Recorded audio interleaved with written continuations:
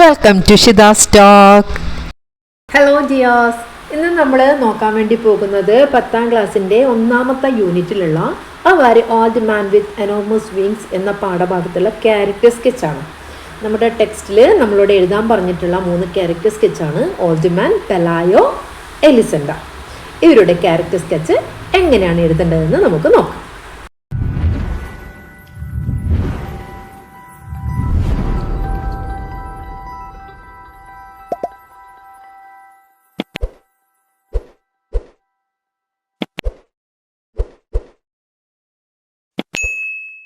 Okay dears, old man with enormous wings എന്ന പാഠഭാഗത്തുള്ള activities, discourses എന്തൊക്കെയാണെന്നുള്ളത് നമുക്ക് നോക്കാം. അപ്പോൾ ഫസ്റ്റ് വൺ എന്താണ്? ലെറ്റ്സ് റിക്കോൾ ആൻഡ് റിക്രിയേറ്റ് എന്ന ഭാഗത്തുള്ള ഫസ്റ്റ് വൺ നമ്മളോട് ആവശ്യപ്പെടുന്നത് go through the story again and list the physical and other traits of the old man and of Pelayo and Elisenda. അപ്പോൾ ഫസ്റ്റ് നമ്മളോട് പറയുന്നത് ഈ ഒരു ബോക്സിൽ അവരുടെ ആരുടെയൊക്കെ പെലായോ, എലിസണ്ട, ഓൾഡ് മാൻ ഇവരുടെ ശാരീരിക പ്രത്യേകതകളും സ്വഭാവ സവിശേഷതകളും ഒക്കെ പറഞ്ഞുകൊണ്ട് ഈ ഒരു ടാബിൾ ഫില്ല് ചെയ്യാൻ വേണ്ടി പറഞ്ഞിട്ടുണ്ട്. അപ്പോൾ ഈ ഒരു ടാബിളിൽ നമുക്ക് ഇവരുടെ ഫിസിക്കൽ ട്രേറ്റ്സ് എന്തൊക്കെയാണെന്ന് നോക്കാം. ആദ്യം ഓൾഡ് മാൻ്റെ ഫിസിക്കൽ ട്രേറ്റ്സ്, അതായത് ശാരീരിക പ്രത്യേകതകൾ എന്തൊക്കെയാണ്? ഓൾഡ് മാൻ്റെ ശാരീരിക പ്രത്യേകതകളുള്ളത് ഓൾഡ് ആൻഡ് ഫ്രെയിൽ. അത് ഓൾറെഡി നമ്മുടെ ടെക്സ്റ്റിൽ തന്നെ തന്നിട്ടുണ്ട്. ഓൾഡ് ആൻഡ് ഫ്രെയിൽ, വളരെ പ്രായമുണ്ട് അല്ലെ, വൃദ്ധനാണ്, അതേപോലെ വീക്കാണ്, എനോർമസ് വിങ്സ്, വലിയ വിങ്സ് ഉണ്ട്. കൂടാതെ വളരെ ക്ലിയർ ആയിട്ട് നമ്മുടെ പാഠഭാഗത്ത് പറഞ്ഞിട്ടുണ്ട് bald with a few faded heirs അല്ലെ, കഷണ്ടിയാണ്, ഫെയ്ഡായ കുറച്ച് ഹെയേഴ്സ് ഉള്ള കഷണ്ടി തലയാണ്. പിന്നെയോ ടൂത്ത്ലെസ് ആണ് അല്ലെ, പല്ലുകളൊന്നുമില്ല. ഇനിയും നമുക്കവിടെ സ്പേസ് ഇല്ല. സ്പേസ് ഉണ്ടെങ്കിൽ ഏതും കൂടെ നമുക്ക് എഴുതാമായിരുന്നു. Dress like a rag picker അല്ലെ, ഒരു റാക്ക് പിക്കറിനെ പോലെയാണ് ഡ്രസ്സ് ചെയ്തിട്ടുള്ളത് എന്നൊക്കെ നമുക്ക് എഴുതായിരുന്നു. ഇനി പെലായോയെ നമ്മൾ എങ്ങനെയാണ് ഫിസിക്കൽ ട്രേറ്റ്സ്, ശാരീരിക പ്രത്യേകതകളൊക്കെ എന്തൊക്കെയാണ് പെലായോയുടെ നമുക്ക് പറയാൻ വേണ്ടി പറ്റുക? നമ്മൾ കാണുന്ന ആ ഒരു കാഴ്ചപ്പാടുകൾ എന്തൊക്കെയാണ് നമുക്ക് പറയാൻ പറ്റുക? ഒരു യങ് മാൻ ആണ് അല്ലെ, ചെറിയൊരു കുട്ടിയുടെ പിതാവാണ്, യങ് മാൻ ആണ്. പിന്നെ വർക്ക്സ് ആസ് എ ബെയിലിഫായിട്ട് വർക്ക് ചെയ്യുന്നുണ്ട്. പിന്നെ കൂടാതെ നമുക്ക് മനസ്സിലായിട്ടുണ്ട് ആ ഒരു കോസ്റ്റൽ സീ പ്രദേശത്താണ് താമസിക്കുന്നത് അല്ലേ. അപ്പോൾ lives near the sea with family. അപ്പോൾ ഈ ഒരു കാര്യങ്ങൾ നമുക്ക് എഴുതാൻ പറ്റും. നമ്മുടെ ടെക്സ്റ്റിൽ കൊടുത്തിരിക്കുന്ന ഭാഗങ്ങൾ മനസ്സിലാക്കിയിട്ടാണ് നമ്മൾ ഈ ഫിസിക്കൽ ട്രേറ്റ്സ് നമ്മൾ എഴുതുന്നത്. ഇനി എലിസൻ്റെ നമുക്ക് എങ്ങനെയൊക്കെ എഴുതാൻ വേണ്ടി പറ്റും? യങ് വിമൻ ആണ്, പെലായോസ് വൈഫാണ്, കൂടാതെ mum to a young child, ചെറിയൊരു കുട്ടിയുടെ അമ്മയാണ്. കൂടാതെ അവർ ധരിക്കുന്ന വസ്ത്രങ്ങളൊക്കെ വേണമെങ്കിൽ നമുക്ക് wears satin pumps, silk dresses, അതൊക്കെ ലാസ്റ്റാണ്, കഥയുടെ ലാസ്റ്റിലോട്ടാണ്. എന്നാലും നമ്മൾ ആ ഒരു ഫിസിക്കൽ ട്രേറ്റ്സ് പറയുമ്പോൾ നമുക്ക് എന്ത് ചെയ്യാം, ഇതൊക്കെ നമുക്ക് എഴുതാൻ വേണ്ടി പറ്റും. ഓക്കെ, ഇനി പേഴ്സണൽ ട്രേറ്റ്സിൽ ആദ്യം നമ്മൾ പറയേണ്ടത്, അതായത് സ്വഭാവ സവിശേഷതകൾ, അതിൽ നമുക്ക് ഓൾഡ് മാനെ കുറിച്ച് എന്തൊക്കെ പറയാൻ പറ്റും? മിസ്റ്റീരിയസ് ആണ് അല്ലേ, വളരെ നിഗൂഢമായ ഒരു ക്യാരക്ടറാണ് നമുക്കിതിൽ ഓൾഡ് മാനെ കുറിച്ച് നമുക്ക് പറയുന്നത്. അത് ടെക്സ്റ്റിൽ തന്നിട്ടുണ്ട്. പിന്നെ എന്തൊക്കെ കാര്യങ്ങൾ നമുക്ക് എഴുതാൻ പറ്റും? ക്വയറ്റ് ആൻഡ് പേഷ്യൻ്റ്, വളരെ ശാന്തനും ക്ഷമയുള്ളവനുമാണ് അല്ലേ നമ്മുടെ ഓൾഡ് മാൻ. പിന്നെ എന്ത് നമുക്ക് എഴുതാൻ പറ്റും? നോൺ വയലൻ്റ് ആണ്, പാസീവാണ്. ഇത്രയും കാര്യങ്ങൾ നമുക്ക് എന്ത് ചെയ്യാൻ പറ്റും? ആ ഒരു സ്വഭാവ സവിശേഷതയിൽ നമുക്ക് എഴുതാൻ പറ്റും. ഇനി നമ്മുടെ പെലായോയുടെ ക്യാരക്ടേഴ്സിൽ നമുക്ക് എന്തൊക്കെ നമുക്ക് എഴുതാൻ പറ്റും? ഓൾറെഡി അവിടെ പ്രാക്ടിക്കലും റെസ്പോൺസിബിളും കൊടുത്തിട്ടുണ്ട്. കൂടാതെ നമുക്ക് ലവിങ് ആൻഡ് പ്രൊട്ടക്റ്റീവ് എഴുതാം. ലവിങ് ആൻഡ് പ്രൊട്ടക്റ്റീവ് ഫാമിലിയെ പ്രൊട്ടക്റ്റ് ചെയ്യുന്നുണ്ട്, ഫാമിലിയെ സ്നേഹിക്കുന്നത് കൊണ്ട് തന്നെയാണ് അവർക്ക് ആ ഒരു അവസരം കിട്ടിയപ്പോൾ തന്നെ ആ ഒരു ഓൾഡ് മാനെ ഫാമിലിക്ക് വേണ്ടിയിട്ടാണ്, ഫാമിലിയെ സ്നേഹിക്കുന്ന ഒരു മനുഷ്യനാണ്, അതിനു വേണ്ടിയിട്ടാണ്, അവരുടെ സമ്പത്തിന് വേണ്ടിയിട്ട് അവസരം കിട്ടിയപ്പോൾ തന്നെ അത് മുതലെടുക്കുന്നത്. ഇനി അതേപോലെ നമ്മുടെ എലിസൻ്റെ നമുക്ക് ലവിങ് മദർ ഓൾറെഡി അവിടെ കൊടുത്തിട്ടുണ്ട്. അതേപോലെ നമുക്ക് ക്ലവർ ആൻഡ് ഷ്രൂഡ്, പാഠഭാഗത്ത് വളരെ ക്ലിയർ ആയിട്ട് മനസ്സിലാകുന്നുണ്ട്. എലിസണ്ട ക്ലവർ ആൻഡ് ഷ്രൂഡ് ആണ്. പിന്നെ മെറ്റീരിയലിസ്റ്റിക് ആൻഡ് എംബീഷ്യസ്. ഓക്കെ, ഇതൊക്കെയാണ് നമ്മുടെ എലിസൻ്റെയുടെ ആ ഒരു പേഴ്സണാലിറ്റി ട്രേറ്റ്സിൽ വരുന്നത്. ഇനി അടുത്ത നമ്മൾ എഴുതേണ്ട കാര്യം സിഗ്നിഫിക്കൻസ് ഇൻ ദ സ്റ്റോറി, ആ സ്റ്റോറിയിൽ ഇവരുടെയൊക്കെ പ്രാധാന്യം. അപ്പോൾ first represent the weak and the vulnerable അല്ലേ. ഇവിടെ നമ്മുടെ ഓൾഡ് മാനെ റെപ്രസെൻ്റ് ചെയ്യുന്നത് വീക്കായവരതും ദുർബലരായതും അങ്ങനെയുള്ള ആൾക്കാരുടെ ഒരു പ്രതീകമായിട്ടാണ് ഇവിടെ റെപ്രസെൻ്റ് ചെയ്യുന്നത്. കൂടാതെ നമുക്ക് എന്ത് പറയാം, സെൻട്രൽ ക്യാരക്ടറാണ് അല്ലേ. കൂടാതെ സിംബൽ ഓഫ് മാജിക്കൽ റിയലിസം ആണ്. മാജിക്കൽ റിയലിസത്തിൻ്റെ ഒരു കറക്റ്റ് സിംബലാണ് ഇവിടെ ഓൾഡ് മാൻ. പിന്നെ നമുക്ക് എന്തും കൂടെ പറയാം, വിക്ടിം ഓഫ് ഹ്യൂമൻ ക്രൂവൽറ്റി അല്ലേ.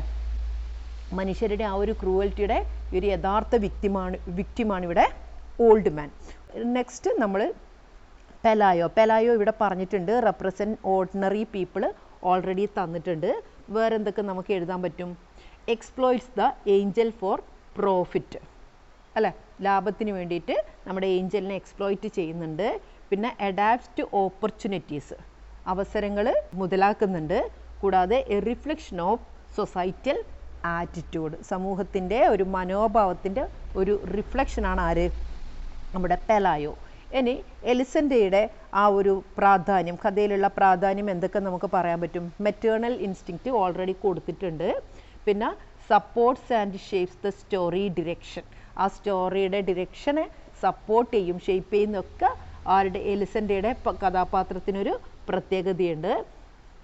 കൂടാതെ ഡിസയേഴ്സ് കംഫർട്ട് ആൻഡ് വെൽത്ത് അല്ലേ, വളരെ സുഖകരമായ ഒരു ജീവിതം ആഗ്രഹിക്കുന്ന ഒരു കഥാപാത്രമാണ് ഇതിൽ ആര്, നമ്മുടെ എലിസൻഡ. അപ്പോൾ ഇത്രയാണ് ഈ ബോക്സിൽ നമുക്ക് ജസ്റ്റ് ഫില്ല് ചെയ്ത് എഴുതാൻ പറ്റുക. ഈ കാര്യങ്ങളൊക്കെ ഉൾക്കൊണ്ടുകൊണ്ട് നമ്മൾ എന്താണ് ചെയ്യേണ്ടത്, നമ്മൾ ഇവരുടെ ക്യാരക്ടർ സ്കെച്ച് എഴുതണം. Now with the information you have gathered write brief character sketch of the old man, Pelayo and Elisenda. ഇനി ഇവരുടെ ക്യാരക്ടർ സ്കെച്ചാണ് നമ്മൾ എഴുതേണ്ടത്. അത് നമുക്ക് എഴുതി നോക്കാം.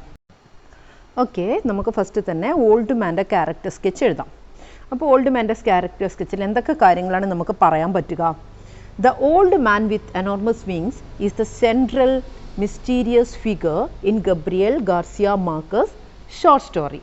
അപ്പോൾ വലിയ ചിറകുള്ള ഈ ഒരു വൃദ്ധൻ ഗബ്രിയേൽ ഗാർസിയ മാർക്കസിൻ്റെ ചെറുകഥയിലെ കേന്ദ്ര കഥാപാത്രമായ ഒരു നിഗൂഢ വ്യക്തിയാണ്. His mysterious presence invites multiple ഇൻ്റർപ്രിറ്റേഷൻസ്.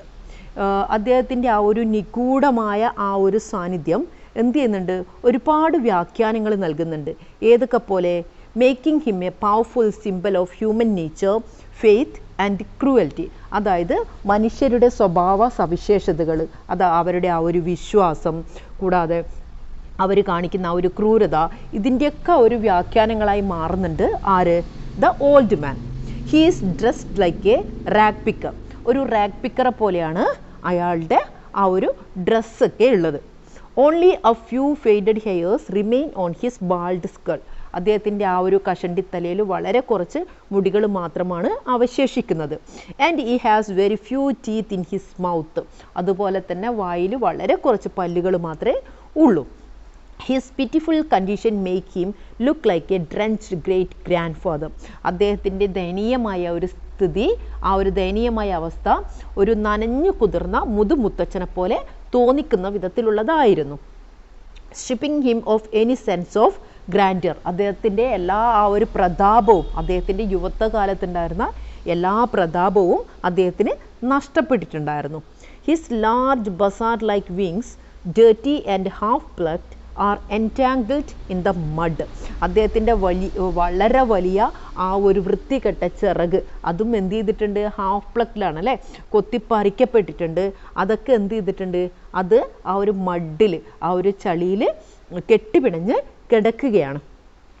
Then throughout the story the old man rarely reacts to the cruelty and curiosity of the village. ആ കഥയിലുടനീളം ആ ഓൾഡ് മാൻ വളരെ അപൂർവമായിട്ട് മാത്രമേ ആ വില്ലേജേഴ്സിൻ്റെ ആ ഒരു ജിജ്ഞാസയിലും ആ ഒരു ക്രൂരതയിലൊക്കെ പ്രതികരിക്കുന്നുള്ളൂ. സത്യം പറഞ്ഞാൽ പ്രതികരിക്കുന്നതായിട്ട് എവിടെയും കാണിക്കുന്നില്ല. അപ്പോൾ അത്രയും വളരെ ചെറിയ രീതിയിൽ മാത്രമേ അദ്ദേഹം എന്ത് ചെയ്യുന്നുള്ളൂ, പ്രതികരിക്കുന്നുള്ളൂ എന്ന് നമുക്ക് പറയാം. He remains mostly silent and submissive. കൂടുതലും അദ്ദേഹം വളരെ സൈലൻ്റ് ആയിട്ട് മാത്രമാണ് നമുക്ക് എന്ത് ചെയ്യാൻ വേണ്ടി പറ്റുന്നത്, ആ കഥയിൽ കാണാൻ വേണ്ടി പറ്റുന്നത്. Neither defending himself nor attempting to explain his presence. അദ്ദേഹം എന്ത് ചെയ്യുന്നില്ല, അദ്ദേഹം അവരുടെ ആ ഒരു ക്രൂരതയോടോ അവരുടെ ജിജ്ഞാസയോടോ വളരെ അപൂർവമായിട്ട് മാത്രം പ്രതികരിക്കുകയും വളരെ നിശബ്ദമായിട്ടും വളരെ വിധേയത്വമുള്ളവനായിട്ടും ആ ഒരു കോഴിക്കൂട്ടിൽ അങ്ങനെ തുടരുകയാണ് ചെയ്തത്. Then he does not speak in a language the villagers understand. അതായത് ആ വില്ലേജേഴ്സിന് മനസ്സിലാക്കുന്ന ഭാഷയിലായിരുന്നില്ല അദ്ദേഹം സംസാരിക്കുന്നത്. Nor does he try to perform miracles or prove his divinity. അതേപോലെ തന്നെ അദ്ദേഹത്തിൻ്റെ ആ ഒരു ദിവ്യത്വം തെളിയിക്കാനോ അദ്ദേഹത്തിൻ്റെ ആ കഴിവുകൾ പ്രകടമാക്കാനോ അദ്ദേഹം എന്ത് ചെയ്യുന്നില്ല, ശ്രമിക്കുന്നില്ല. Despite being looked in a chicken coop, poked and ridiculed, he does not show anger or resistance. അദ്ദേഹത്തെ ആ ഒരു കൂട്ടിൽ നിന്ന് ആൾക്കാർ ഉപദ്രവിക്കുമ്പോഴും അല്ലേ, ഗ്രാമവാസികൾ എന്ത് ചെയ്യുന്നുണ്ടായിരുന്നു, ആ ഒരു കോഴിക്കൂട്ടിലെ തടവിലാക്കിയിട്ട് അദ്ദേഹത്തെ കുത്തുകയും പരിഹസിക്കുകയും ഒക്കെ ചെയ്തിട്ടും അദ്ദേഹം യാതൊരു കോപമോ നീരസമോ ഒന്നും തന്നെ കാണിക്കുന്നില്ല. He simply endures the torment with quiet dignity.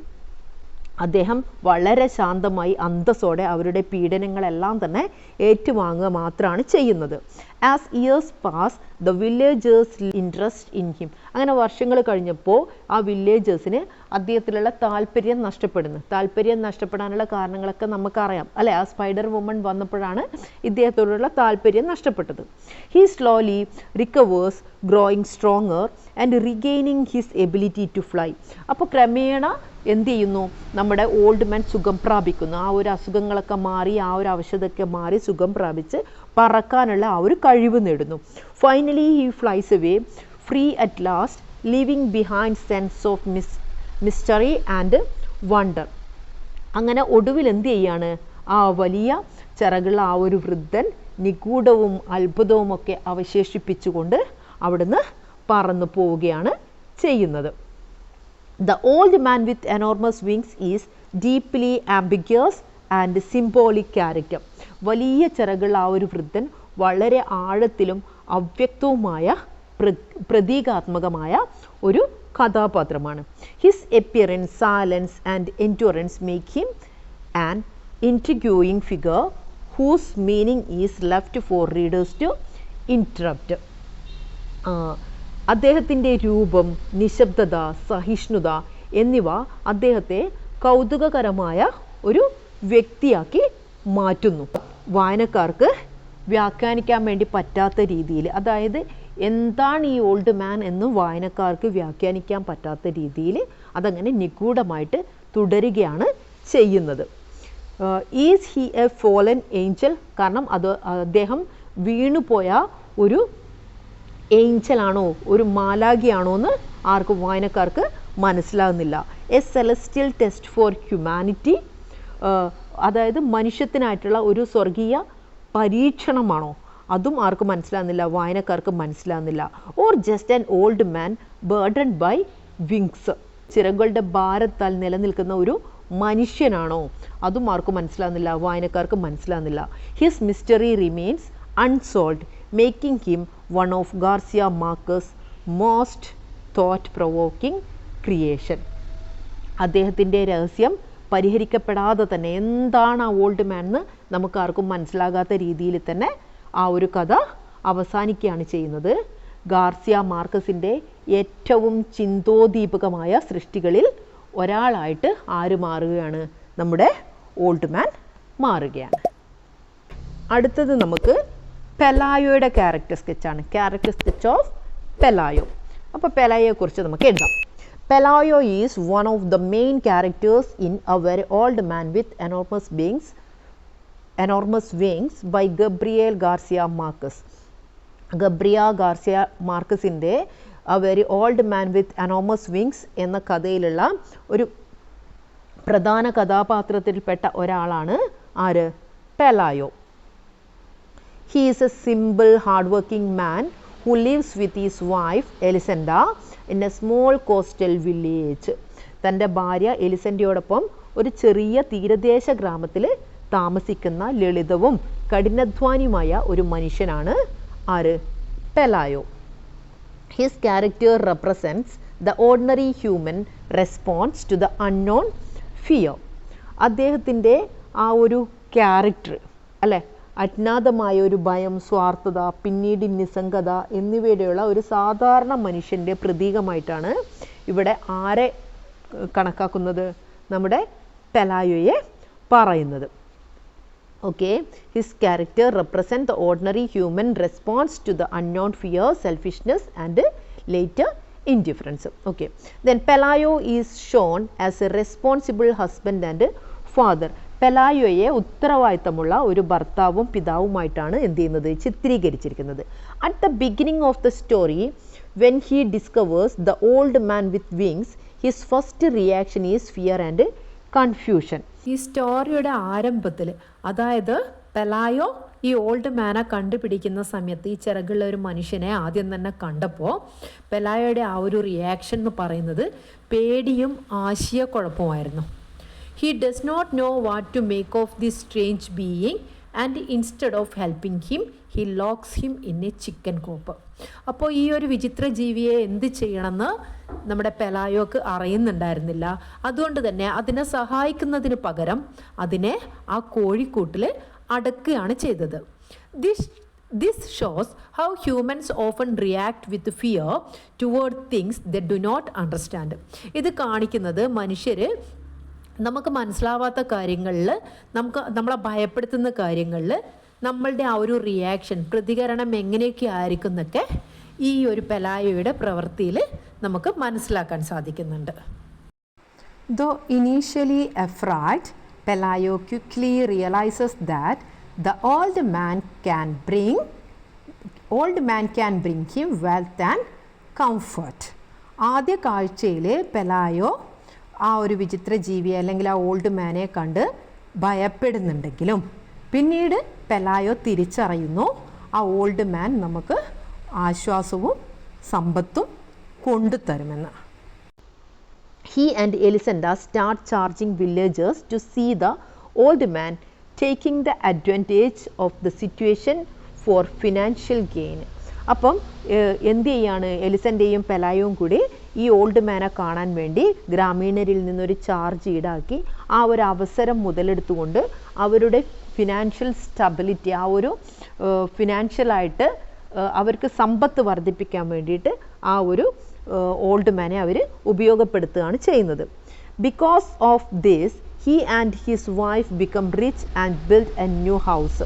അപ്പോൾ ആ ഒരു ഓൾഡ് മാനെ ആ ഒരു പ്രദർശന വസ്തുവാക്കി മാറ്റിക്കൊണ്ട് തന്നെ പെലായോയും ഭാര്യയും സമ്പന്നനാവുകയും പുതിയ വീട് പണിയുകയും ഒക്കെ ചെയ്യുന്നു. This reflects how people often exploit the weak and helpless for their own benefit. ഇത് പ്രതിനിധാനം ചെയ്യുന്നത്, ഇത് ചിത്രീകരിക്കുന്നത് ജനങ്ങൾ എങ്ങനെയാണ് വീക്കും നിസ്സഹായരുമായ ആൾക്കാരെ ഉപയോഗപ്പെടുത്തി നമുക്കൊരു ബെനിഫിറ്റ് ഉണ്ടാക്കുന്നത് എന്ന് നമുക്ക് ഈ ഒരു പെലായോയുടെ ക്യാരക്ടർ നമുക്ക് കാണിച്ചു തരുന്നുണ്ട്.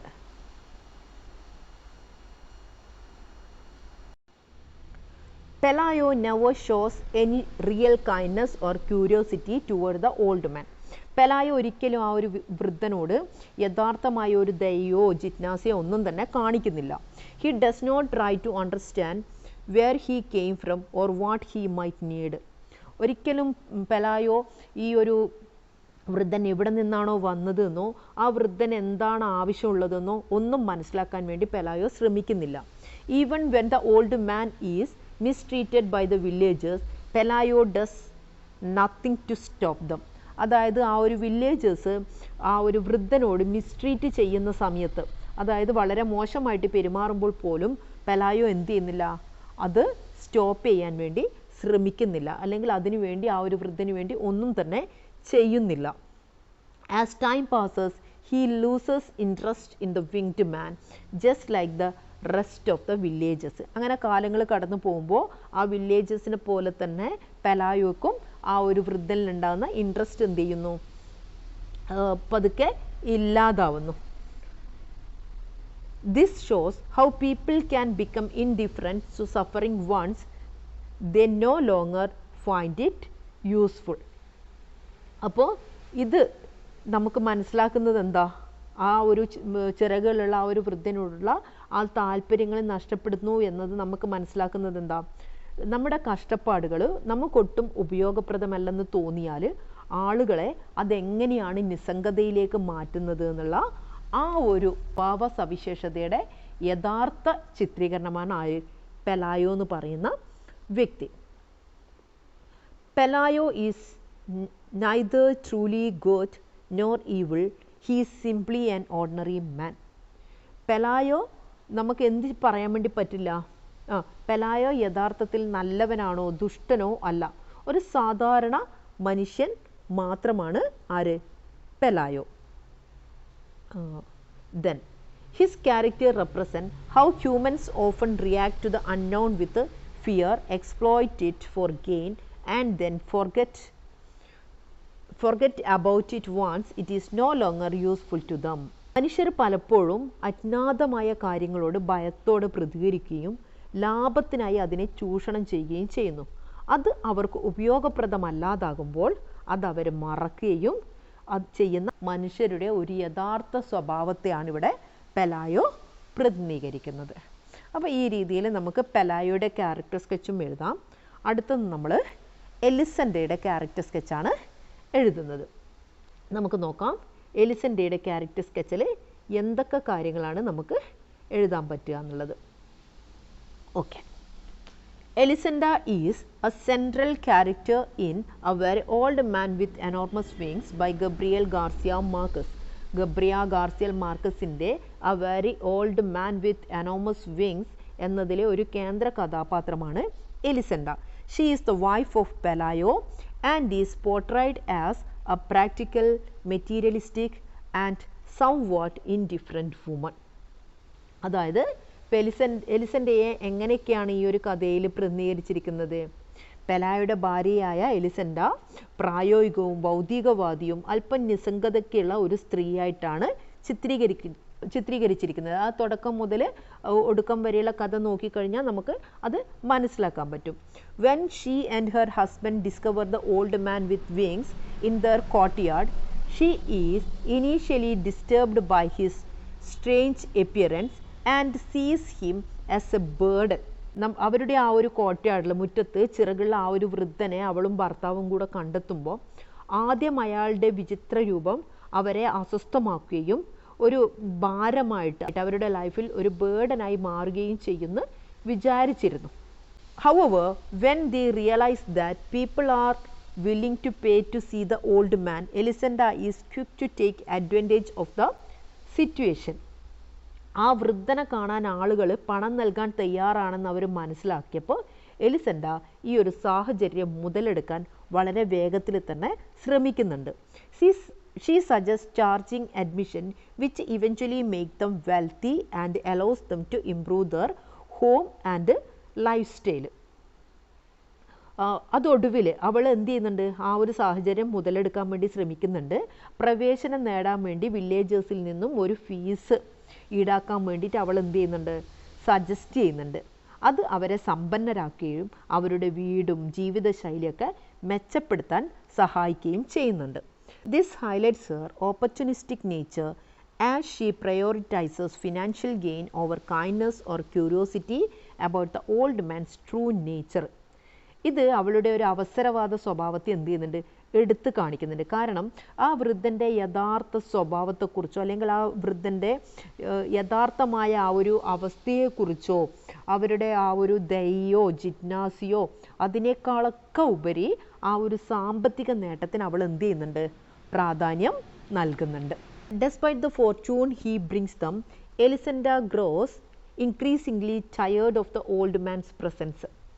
ആ ഒരു വൃദ്ധൻ്റെ സാന്നിധ്യം അവർക്ക് എത്ര തന്നെ ഭാഗ്യങ്ങൾ കൊണ്ടുവന്നു കഴിഞ്ഞാലും അത് അവൾ എന്ത് ചെയ്യുന്നുണ്ട്? മടുപ്പിക്കുന്നുണ്ട്, കൂടുതൽ മടുപ്പിക്കുകയാണ് ചെയ്യുന്നത്. She finds him irritating and wishes he would leave, showing her lack of empathy. ആ ഒരു വൃദ്ധൻ്റെ സാന്നിധ്യം അവളെ അലോസരപ്പെടുത്തുകയും ആ വൃദ്ധനൊന്ന് അവിടെ നിന്ന് പോയിരുന്നെങ്കിലെന്ന് അവൾ എന്ത് ചെയ്യുന്നുണ്ട്? ആഗ്രഹിക്കുകയും ചെയ്യുന്നുണ്ട്. ഇത് അവളിലുള്ള ആ ഒരു സഹാനുഭൂതി, ലാക്ക് ഓഫ് എംപതി, നമുക്ക് എന്ത് ചെയ്യുന്നുണ്ട്? ആ ഒരു സഹാനുഭൂതി ഇല്ലായ്മ നമുക്കിവിടെ എടുത്ത് കാണിക്കുന്നുണ്ട്. When he finally regains his strength and flies away, she watches him with relief rather than gratitude. ഒടുവിൽ ആ വൃദ്ധൻ അവിടെ നിന്ന് പറന്നു പോകുമ്പോൾ ഗ്രാറ്റിറ്റ്യൂഡിനേക്കാൾ, നന്ദിയേക്കാൾ അവളിൽ നമുക്ക് കാണാൻ വേണ്ടി കഴിയുന്നത് ആ ഒരു ആശ്വാസമാണ്. അതായത് തന്നിൽ ഏൽപ്പിക്കപ്പെട്ട ഭാരം അത് ഇല്ലാതായി തീർന്നു എന്നുള്ള ഒരു ആശ്വാസമാണ് എലിസൻ്റെയിൽ അവിടെ കാണുന്നത്. അല്ലാതെ ആ വൃദ്ധൻ വഴി അവർ നേടിയെടുത്ത അവരുടെ ആ ഒരു നേട്ടങ്ങളൊന്നും അവിടെ ആരും ഓർക്കുന്നില്ല, എലിസൻ്റ ഓർക്കുന്നില്ല. Then Elisenda's character represent human selfishness and the tendency to exploit what is misunderstood. ഇവിടെ എലിസൻ്റെയുടെ ആ ഒരു സ്വഭാവം കാണിക്കുന്നത് മനുഷ്യൻ്റെ സ്വാർത്ഥതയും, അതായത് തെറ്റിദ്ധരിക്കപ്പെടുന്ന, നമുക്ക് മനസ്സിലാക്കാൻ പറ്റാത്ത ഒരു സംഭവത്തെ നമ്മൾ ചൂഷണം ചെയ്യുന്ന ആ ഒരു പ്രവണതയുമാണ് എലിസൻ്റെയുടെ സ്വഭാവത്തെ നമുക്കിവിടെ കാണിക്കുന്നത്. She empathises how people often prioritise their own comfort and gain over compassion and understanding. ആളുകൾ പലപ്പോഴും എന്ത് ചെയ്യുന്നുണ്ട്, അനുകമ്പയും നമുക്ക് മനസ്സിലാക്കുന്നതിനും പകരം സ്വന്തം, അതായത് മറ്റുള്ളവർ നമ്മൾ മനസ്സിലാക്കുന്നതിനും മറ്റുള്ളവരുടെ അനുകമ്പയും കാണിക്കുന്നതിന് പകരം സ്വന്തം സുഖത്തിനും നേട്ടത്തിനുമാണ് മുൻഗണന നൽകുന്നത്. അതിൻ്റെ ആ ഒരു പ്രതീകമായിട്ട് വളരെ ക്ലിയർ ആയിട്ട് ഇവിടെ ആരെ ചിത്രീകരിച്ചിരിക്കുന്നുണ്ട്, എലിസൻ്റെയെ ചിത്രീകരിച്ചിരിക്കുന്നുണ്ട്. അപ്പോൾ ഇത്രയുമാണ് ഈ ഒരു 3 പേരുടെ ക്യാരക്ടർ ഇവിടെ കാണിക്കുന്നത്, നമ്മുടെ ക്വസ്റ്റ്യനിൽ പറഞ്ഞിരിക്കുന്ന 3 പേരുടെ ക്യാരക്ടർ. ഇനി ഇതിലുപരി നമുക്ക് പ്രധാനമായിട്ടും പിന്നെ അതിൽ എടുത്തു പറയുന്നത് ആ ഒരു സ്പൈഡർ വുമണാണ്. സ്പൈഡർ വുമണിനെ കുറിച്ച് വളരെ ചെറിയ കാര്യങ്ങൾ മാത്രമേ പറയുന്നുള്ളൂ. അതും ഇതുപോലെ ഈ ഒരു കാര്യങ്ങളൊക്കെ വെച്ചുകൊണ്ട് തന്നെ നമുക്ക് എന്ത് ചെയ്യാൻ പറ്റും, ആ ഒരു ക്യാരക്ടർ സ്കെച്ചും എഴുതാൻ വേണ്ടി നമുക്ക് സാധിക്കും. അപ്പോൾ ഇത്രയാണ് ഈ ഒരു ഭാഗത്ത് ഞാനിന്ന് വിശദമാക്കുന്നത്. ഇതിൻ്റെ മറ്റുള്ള ആക്ടിവിറ്റീസുമായിട്ട് ഞാൻ ഒരു അടുത്ത വീഡിയോയിൽ തന്നെ പെട്ടെന്ന് വരാം. അപ്പോൾ ഇത്രയും കാര്യങ്ങൾ നിങ്ങൾക്ക് മനസ്സിലായിട്ടുണ്ടെങ്കിൽ തീർച്ചയായും അത് നിങ്ങൾ കമൻറ്റ് ചെയ്യുക. ക്ലാസ് ഇഷ്ടമാവുന്നുണ്ടെങ്കിൽ ലൈക്ക് ചെയ്യുക. സബ്സ്ക്രൈബ് ചെയ്യാതെ കാണുന്നവർ ദയവായി ഒന്ന് സബ്സ്ക്രൈബ് ചെയ്ത് തൊട്ടടുത്തുള്ള ബെൽ ബട്ടൺ പ്രസ് ചെയ്യുക. Okay, thank you.